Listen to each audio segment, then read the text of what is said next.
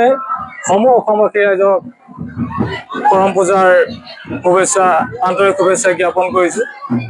আজি আমি সমগ্ৰ ভাৰতবৰ্ষৰ লগতে আমি অসমতো সেয়েহে আমি অসমবাসী হিচাপে নিজকে গৌৰৱান্বিত আৰু আমি আমাৰ আঙুলি জৰিগুৰি গাঁও ৰক্ষী বাহিনী উদ্যোগত তথা জৰিগুৰি জৰিগুৰিবাসী ৰাইজৰ সহযোগত আজি আমাৰ নিজৰ স্বকীয় পৰম্পৰা ৰক্ষা কৰি আৰু আমাৰ পৰম্পৰাগত কৃষিভিত্তিক উৎসৱ কৰম পূজা আমি জৰিগুৰি কৰম ভৱনত আয়োজন কৰিছোঁ আৰু সমূহ ৰাইজৰ সহযোগিতাত আমি ছাত্ৰ ছাত্ৰীৰ মাজত বিভিন্ন প্ৰতিযোগিতাৰে আমাৰ অনুষ্ঠানত বৃক্ষৰোপণ লগতে ছাত্ৰ ছাত্ৰীৰ মাজত কবিতা আবৃত্তি, চিত্ৰাংকন, ৰচনা, টেকেলি ভঙা, মিউজিক চেয়াৰ আৰু একক ঝুমুৰ প্ৰতিযোগিতা ৰাখিছিলোঁ।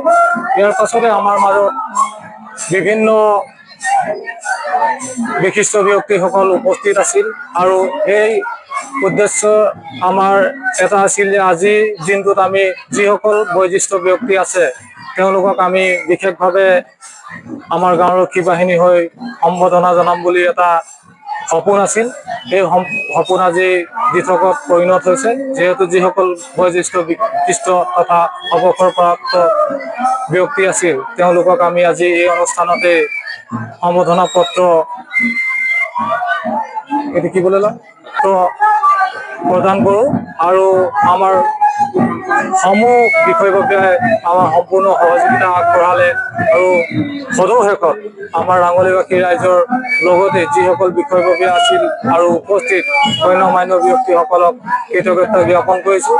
আৰু আমাৰ যিহেতু গোটেই নিশাই আমাৰ ঝুমুৰ নৃত্য পৰিৱেশন কৰিব, বহুত ইতিমধ্যে আমাৰ মাজত প্ৰায় 2000 মান ব্যক্তি উপস্থিত হৈছে। সেয়েহে সকলো ৰাইজে যাতে শান্তি শৃংখলা বজাই ৰাখি গোটেই নিশা ঝুমুৰ নৃত্য পৰিৱেশন কৰি আমাৰ ৰাতিপুৱা যাতে তাল বিসৰ্জনলৈকে সকলোৱে থাকিব বুলি অনুৰোধ জনাইছোঁ। আৰু সদৌ শেষত আমাৰ ৰাঙলী জৰিগুৰি গাঁও ৰক্ষী বাহিনী তথা চতুৰ্থ বাৰ্ষিক ৰাজহুৱা কৰম উদযাপন সমিতিৰ তৰফৰ পৰা সকলোকে আন্তৰিকতাৰে অভিনন্দন জ্ঞাপন কৰিছোঁ। যিকোনো খবৰৰ বাবে যোগাযোগ কৰক 7099017330 লগতে 7099017110 নম্বৰত।